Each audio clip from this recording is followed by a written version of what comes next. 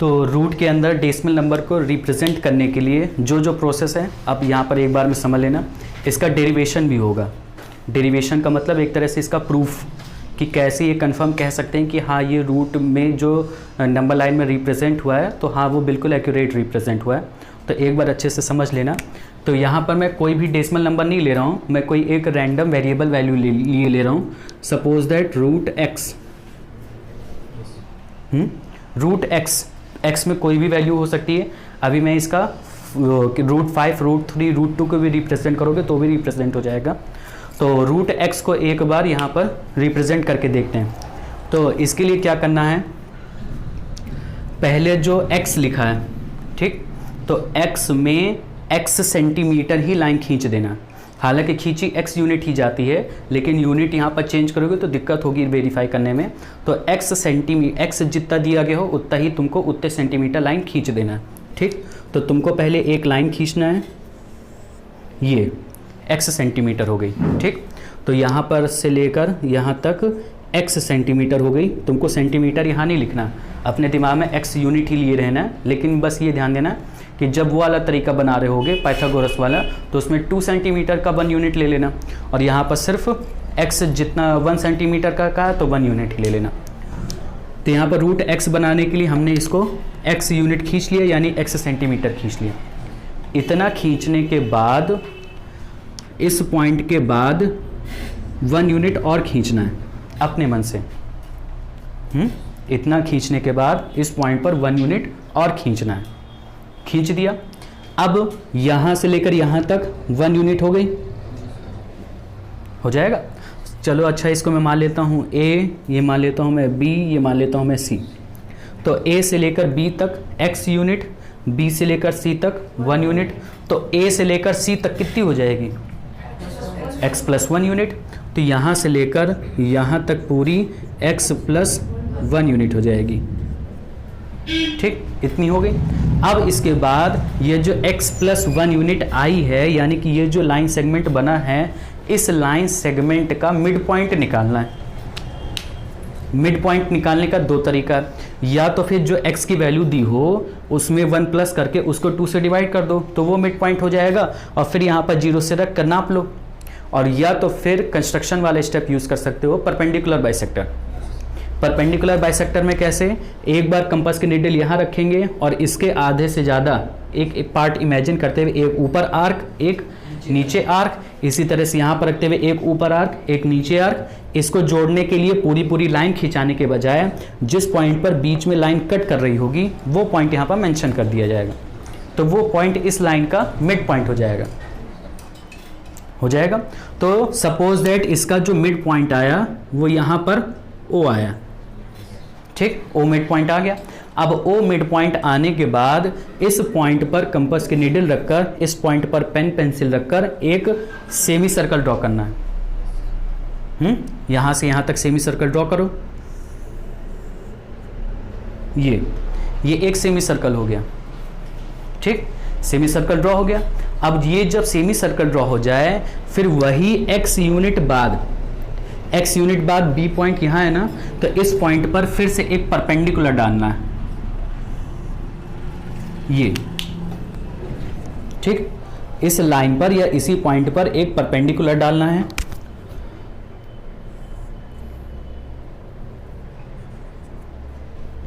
डाल दिया। अब इतना डालने के बाद फिर ये जो पॉइंट है, इस B पॉइंट पर कंपास के नीडल रखकर यहां से एक आर्क ऐसे डालना है, ठीक, आर्क ऐसे कट कर लेना। और जैसे ही ये वाली आर्क ऐसे कट होगी तो जो इस पॉइंट से लेकर इस पॉइंट तक की जो लेंथ होगी, अगर ये A B C ये D है, तो ये D वाला पॉइंट उठ के यहां गिरा, तो इसको मैं मान लेता हूं D'। तो जो B D' होगा, यानी यहां से लेकर यहां तक, ये रूट x यूनिट आएगा, ये होगा रूट x यूनिट। ये नंबर लाइन में ऐसे रिप्रेजेंट होगा। इतना है इसमें सब करना है। बड़ी प्रोसेस है और आसान नहीं, भूलने वाली भी प्रोसेस है। एक बार और देख लो, आए समझ में? देखो रूट एक्स यूनिट रिप्रेजेंट करना था, तो रूट एक्स यूनिट रिप्रेजेंट करने के लिए ए से लेकर बी तक पहले एक्स सेंटीमीटर ही खींच ली। इसी वजह से यहाँ पर मैंने जितनी कहा है उतनी ही सेंटीमीटर लेने के लिए कहा है। अगर उसका डबल या हाफ या 1/5 पार्ट करते तो दिक्कत होती, इसलिए जितनी सेंटीमीटर अंदर लिखी है, जितनी नंबर उतनी ही सेंटीमीटर खींच दो, छोटा बड़ा बने उतने में काम चल जाएगा। और इसमें 2-2 सेंटीमीटर मैंने बनवाने को इसलिए कहा था क्योंकि जितनी विड्थ कॉपी की है, जितनी मोटी कॉपी है, लगभग उतने में वो बराबर से बना जा रहा है। अगर मैंने 2 सेंटीमीटर के बजाय 1 सेंटीमीटर लेने के लिए कह दिया होता तो बिल्कुल छोटा छोटा फिगर दिखता, छोटे छोटे में समझ में नहीं आता, लिखने में दिक्कत होती इसलिए। और 3 सेंटीमीटर वाला ज़्यादा बड़ा हो जाता, तो 2 सेंटीमीटर वाला इस वजह से है कहा था 1 यूनिट दिखाने के लिए। यहाँ पर तुमको इतना ध्यान नहीं देना क्योंकि इसमें वैसे ही काफ़ी लेंथी प्रोसेस है, तो इसलिए इसको ध्यान से समझना फिर से एक बार। तो रूट एक्स में अंदर जो एक्स लिखा है, तो एक्स को रिप्रेजेंट करेंगे जितना कहा जाएगा उतने सेंटीमीटर लाइन खींच देंगे। खींचने के बाद उसमें 1 यूनिट अपने मन से बढ़ा देना है। 1 यूनिट बढ़ाने के बाद एक नई लाइन सेगमेंट बन जाएगी। उस नई लाइन सेगमेंट का एक मिड पॉइंट लेना है।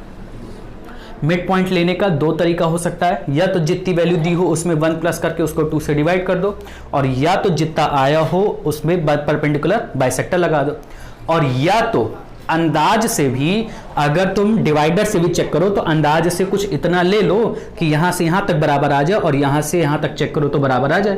तो अंदाज से भी कर लोगे तो भी कोई दिक्कत नहीं, लेकिन जैसे मिड पॉइंट लो तो वहां से यहां तक पेंसिल रख के और वहां से यहां तक पेंसिल रख के चेक कर लेना कि दोनों तरफ बराबर जा रहा है कि नहीं जा रहा, तो मतलब तभी मैं मिड पॉइंट लूं। जैसे मिड पॉइंट ले लोगे वैसे ही एक सेमी सर्कल खींच देना। सेमी सर्कल खींचने के बाद ये जो पॉइंट होगा, ये पॉइंट कौन सा पॉइंट है, जो एक्स यूनिट दूर है, इस पॉइंट पर सीधा परपेंडिकुलर खींचना है। और कब तक खींचना है, जब तक कि वो सेमी सर्कल वाली उस आर्क को ना काट दे। जहां पर काट देगा वहीं पर रोक देना है, और जैसे ही रोक दिया उस पॉइंट पर कंपास के नीडल रखते हुए, उसका पॉइंट रखते हुए फिर यहां से एक सेमी सर्कुलर आर्क और कट कर देना है।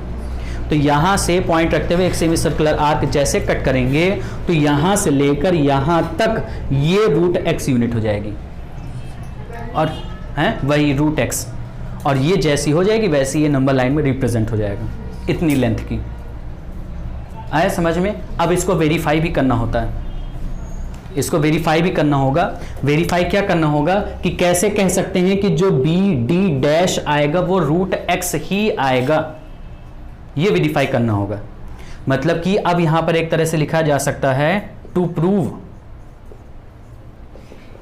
कि B D dash is equal to root x, B D dash जो होगा वो रूट एक्स होगा, ये हमको प्रूफ करना है। तो इसको प्रूफ करने के लिए सबसे पहली चीज तो देखो कि जो रूट बी डैश लिखा है, तो बी डैश की वही वैल्यू है जो बी डी की वैल्यू है ना, बी डी डैश की वही वैल्यू है जो बी डी की वैल्यू है, क्योंकि यहां पर भी यही एक रेडियस की तरह ही एक आर्क कट रही है, तो जो इसकी वैल्यू रही होगी वही इसकी वैल्यू रही होगी। तो अगर मैं बी डी डैश के बजाय बी डी की वैल्यू रूट एक्स ले आऊं तो प्रूफ हो जाएगा। तो हमको यहां पर यही लाना होगा कि बी डी जो हो वो हमारी रूट एक्स आ जाए। ठीक आए समझ में इतना? अब इसके बाद इसको प्रूफ करना शुरू करता हूं मैं। तो अब जब ये B D dash B D की वैल्यू निकालने की बात आ गई, तो देखो यहां पर ये बनाया था एक परपेंडिकुलर बनाया था। जब परपेंडिकुलर बनाया था तो एक इसमें राइट एंगल ट्रायंगल ड्रॉ कर लो ऐसे। ठीक, राइट एंगल ट्रायंगल ड्रॉ कर लिया। अब इस राइट एंगल ट्रायंगल में तुमको वैल्यू इसकी बी डी की निकालनी है। जो बी डी की वैल्यू निकलेगी वो रूट एक्स निकलनी चाहिए। जैसे ही रूट एक्स निकल जाएगी बी डी की वैल्यू, तभी तो वेरीफाई होगा कि हाँ बी डी रूट एक्स है, तो इससे फिर बी डी डैश भी रूट एक्स हो जाएगा, तब वेरीफाई हो जाएगा ये। तो इसका मतलब कि तुमको अब ये दिमाग में होना चाहिए कि बी डी की वैल्यू हमें क्या निकालनी है, रूट एक्स। तो अब बी डी की वैल्यू रूट एक्स निकालने के लिए पहले इस ट्रायंगल में ओ डी की वैल्यू और ओ बी की वैल्यू पता हो। अगर OD की वैल्यू और OB की वैल्यू पता होगी तो पाइथागोरस थ्योरम यूज करते हुए हमें BD की वैल्यू पता चल जाएगी। तो इसके लिए पहले तो हमको OD और OB निकालना होगा ना। तो अब OD निकालते हैं। अब ओडी जो हमने बनाया, असल में ओडी तो हमने अपने मन से बनाया नहीं, ये तो था थोड़ी। तो ओडी को जहां से निकालना है वहां से निकालने के बजाय कहीं और से निकालना होगा। तो उस ओडी को निकालने के लिए अगर देखो तो सर्कल के सेंटर से, एक ये सेमी सर्कुलर मतलब सर्कल का एक पार्ट है, तो सर्कल के सेंटर से सर्कल के सरकमफ्रेंस तक जाने वाली लाइन सेगमेंट को क्या कहते हैं? रेडियस। रेडियस कहते हैं। तो जो उस सर्कल के सेंटर से सरकमफ्रेंस तक पॉइंट गया, तो केवल एक रेडियस तो वो होती नहीं है, उस सर्कल की इन्फिनाइट रेडियस होती है। तो उस सर्कल में देखो कि क्या ओडी के अलावा और कोई रेडियस इसमें नजर आ रही है? AO है ना, OA जो है वो एक रेडियस ही तो है, क्योंकि यहां पर भी सेंटर से लेकर सरकमफ्रेंस तक गया। तो मैं चाहे OD की वैल्यू निकालूं चाहे OA की वैल्यू निकालूं, बात तो एक ही है ना। तो अब इससे ये दिमाग में आता है कि वैल्यू अब मुझको किसकी निकालनी चाहिए? पहले OA की। तो OA की वैल्यू निकालने के लिए अब देखो OA की वैल्यू तो अलग से तो यहां पर मेंशन नहीं की मैंने। तो OA की वैल्यू निकालने के लिए देखो पहले यहां से लेकर यहां तक ये डायमीटर है, AC पूरा डायमीटर है। तो AO की वैल्यू निकालने के लिए डायमीटर का क्या करना पड़ेगा? हाफ करना पड़ेगा। तो पूरी की पूरी A से लेकर C तक की डायमीटर की वैल्यू क्या है? x + 1। तो यानी OA की वैल्यू क्या निकलेगी? x + 1/2 हो जाएगी। ये वैल्यू निकाली। तो जो वैल्यू मैं निकाल रहा हूं उसमें मैं स्टार बना देता हूं। ये वैल्यू दी गई है, ये वैल्यू प्रूफ करनी है, तो इसमें मैं सर्कल बना देता हूं ताकि अलग से समझ में आए, क्योंकि फिगर में सब एक तरह से लिख जाएगा तो पता नहीं चलेगा ना कि कौन सी निकालनी पड़ती है और कौन सी दी रहती है। तो ये वैल्यू तो दी गई है सारी, ये वैल्यू मैंने निकाली है।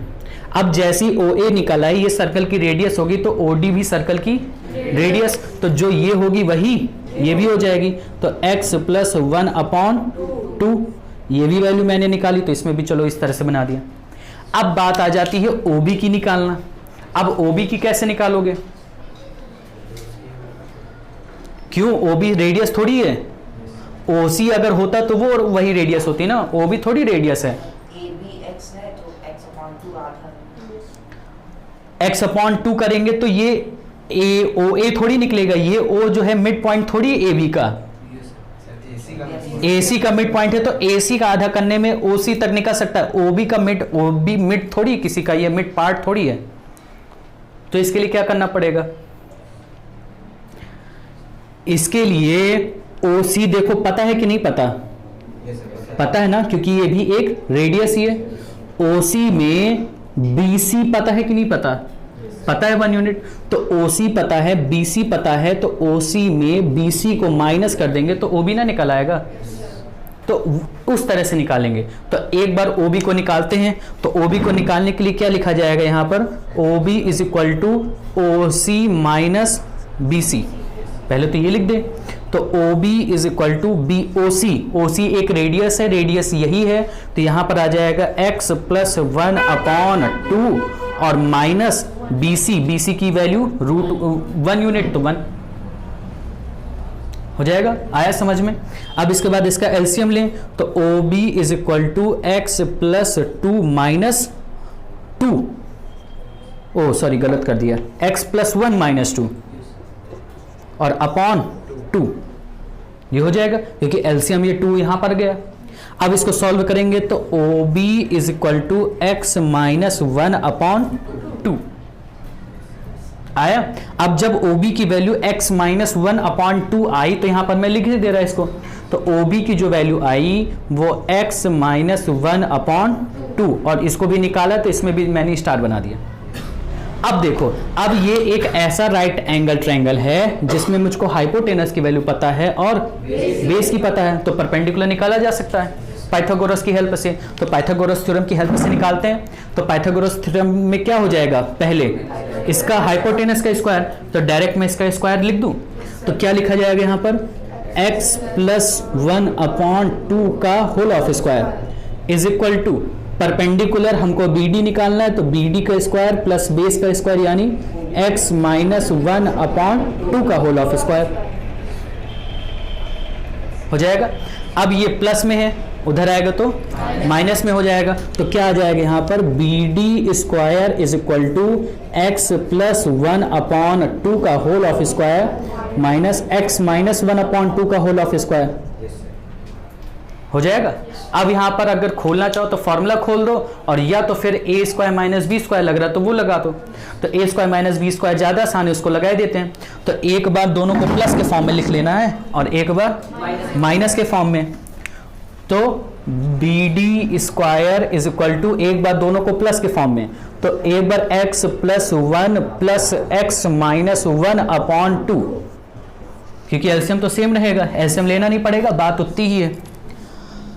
और मल्टीप्लाई में x plus 1 minus x plus 1/2, क्योंकि जब इसको माइनस के फॉर्म में लिखेंगे तो साइन चेंज हो जाएगा, प्लस का x माइनस में हो जाएगा, माइनस का 1 प्लस में हो जाएगा। अब काटते हैं इसको, ये 1 से ये 1 कट जाएगा, ये x से ये x कट जाएगा, यहाँ पर x 2x, तो 2x/2 मल्टीप्लाई 1 प्लस 1 2/2, इतना हो जाएगा। इस 2 से ये 2 कट जाएगा, इस 2 से ये 2 कट जाएगा, तो यानी B D square is equal to x. तो B D square is equal to x आया, यानी कि B D is equal to root x. अब जब बी डी की वैल्यू रूट एक्स निकल आई, तो जो बी डी थी वही तो बी डी डैश है, तो जो बी डी डैश होगा वो भी कितना हो जाएगा, रूट एक्स यूनिट। यहां से ये वेरीफाई होता है। आया समझ में? अच्छा लगा? अब इसके अलावा इसमें और कोई नंबर लाइन में ऐसी कोई चीज़ नहीं जो समझ में ना आएगी। वैसे आ तो ये भी जानी चाहिए, लेकिन इससे ज़्यादा कोई टफ नहीं रहेगी। नंबर लाइन अब ख़त्म हो गई जो टफ वाली चीज़ थी।